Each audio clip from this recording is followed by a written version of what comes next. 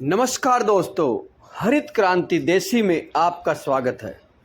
यदि आप चैनल में नए हैं तो चैनल को सब्सक्राइब करें, बेल आइकन का बटन दबाएं, वीडियो को शेयर करें। यदि कोई सुझाव है तो कमेंट बॉक्स में ज़रूर लिखें। यह सुंदर पीले रंग का दिखने वाला फूल वाला एक अद्भुत औषधीय पौधा जिसका नाम है सत्यानाशी। इसके अनेकों नाम हैं। सत्यानाशी, भड़भाड़, घमोई। यह औषधि भारत में लगभग हर जगह पाई जाने वाली औषधि है। इसमें स्वर्ण सदृश पीत वर्ण पीले रंग का दूध निकलता है, इसलिए इसे स्वर्णशिरी भी कहते हैं। सत्यानाशी का फल चकोर, कांटेदार, प्याले जैसा होता है, जिसमें राई की तरह छोटे छोटे काले बीज भरे रहते हैं, जो जलते कोयले पर डालने से भड़भड़ बोलते हैं।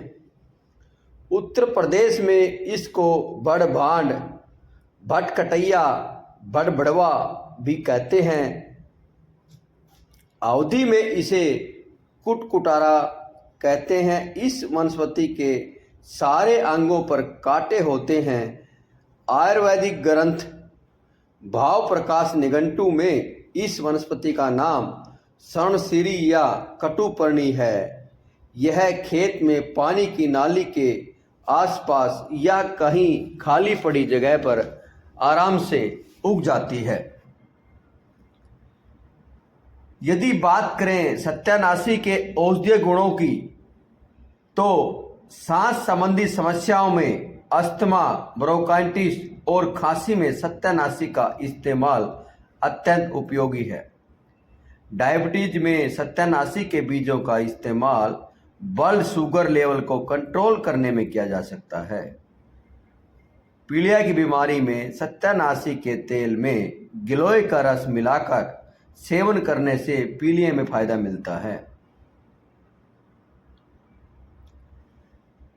सत्यानाशी के पौधे से बनी औषधि त्वचा की समस्याओं में दाद, खाज, खुजली, घाव, पीलिया वगैरह में सत्यानाशी का इस्तेमाल किया जाता है।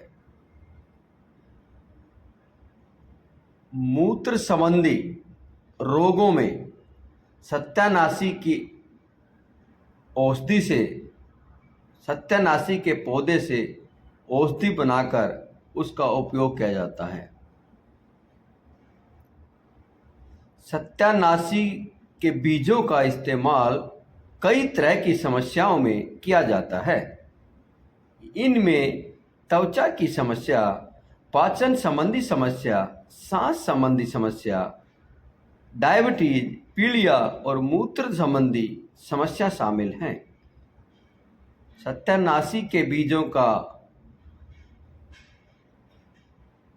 काली मिर्च और सरसों के तेल में पीसकर लेप लगाने से मुहासे ठीक होते हैं, त्वचा पर चमक आती है।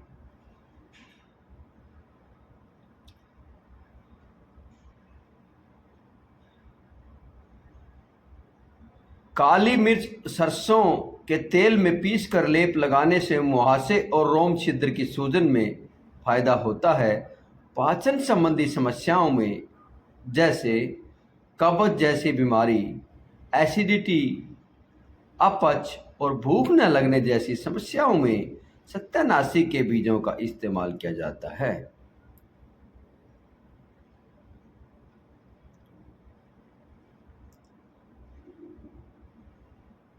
मूत्र संबंधी समस्याओं में सत्यानाशी के पत्तों का काढ़ा बनाकर सेवन करने से पेशाब से जुड़ी परेशानियों में फायदा होता है।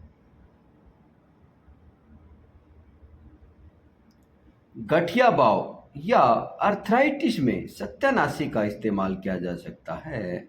पाचन संबंधी समस्या में सत्यानाशी के बीज या पत्तियों का इस्तेमाल कब्ज, पाचन, एसिडिटी या अपच जैसी समस्याओं में किया जाता है। मलेरिया और बुखार में सत्यानाशी का इस्तेमाल मलेरिया या बुखार के इलाज के लिए अत्यंत उपयोगी है। खांसी। खांसी के समय सत्यानाशी का पौधा पुरानी से पुरानी खांसी को दूर करने में कारगर है। नपुंसकता में भी सत्यानाशी के पत्तों का अर्क नपुंसकता को दूर करने में मदद करता है।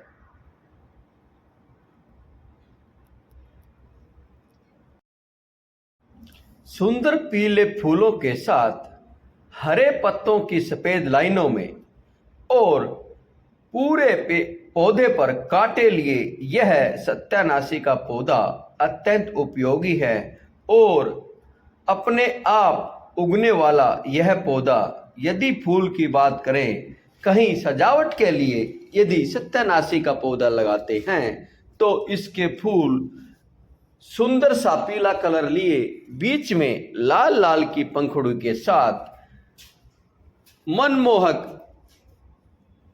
फूलों के साथ दिखाई देता है। यदि बात करें कांटों की तो यह एक ऐसा पौधा है जिसके हर पत्ते पर, हर टहनी पर, यानी कि संपूर्ण पेड़ पर कांटों का आवरण है। एक विशेष और खतरनाक पहलू यह है कि सत्यानाशी के फल से जो काले काले छोटे छोटे बीज निकलते हैं, यदि यह किसी कारणवश पेट में चले जाते हैं तो यह जहर का रूप है, यानी कि इसके बीज जहरीले हैं। कई बार जब सरसों में सत्यानाशी के काले काले दाने मिक्स हो जाते हैं और उस तेल का प्रयोग करने से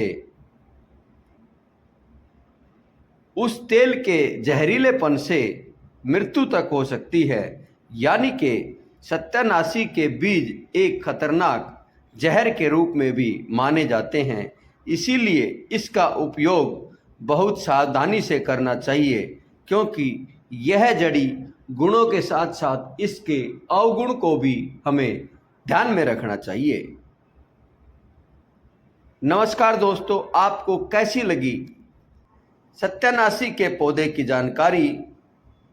कमेंट बॉक्स में ज़रूर लिखें। और यदि आपके आसपास कोई इस तरह की जड़ी बूटी है तो उसके गुणों का, उसके मूल, जड़, पत्तों, फलों, फूलों का गुणगान जरूर करें। और इस तरह की औषधि को यदि आपको कहीं मिलती है तो उसके बीजों को यहाँ तहाँ जहाँ कहीं भी डालने की या उगाने की कोशिश जरूर करें, जिससे हमारे को इस तरह की औषधि आराम से मिलती रहे और हमारे व्यवहार में यह जड़ी बूटियाँ, यह औषधीय पौधे लगातार बने रहें। क्योंकि प्रकृति में बहुत सी अनमोल औषधियाँ धीरे धीरे लुप्त होती जा रही हैं।